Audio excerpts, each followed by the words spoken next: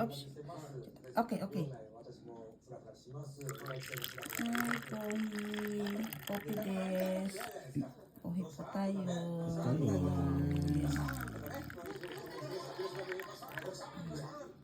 Ito po pang-alay natin. Tsaka po.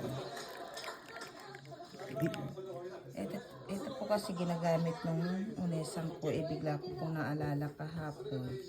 Kaya po sabi ko, sige, so yung gamitin ko ngayon para pang-alay. Alay po natin ang ating kohi.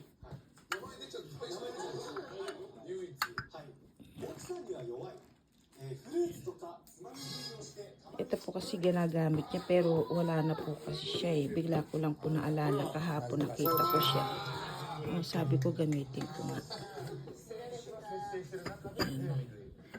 Ayan po kasi si Onesa ko.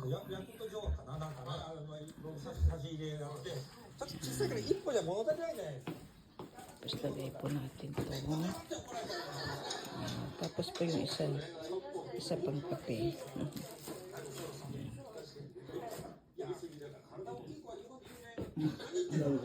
Kaya po des. Masarap po ba? Alay natin bago natin kainin. Ako po kasi bago ko kumakain, naalay ko po muna talaga. Hindi po ako kumakain kung hindi ko muna iaalay sa kanila. Yan po yung mga halaman ko.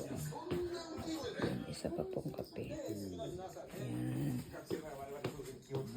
Sa akin, pero siya po pinapauna ko na kumain kasi syempre, iinom, yan.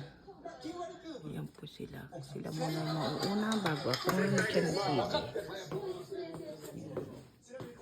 Yan po siya. Kain na siya. Kain po tayo. Kain na siya.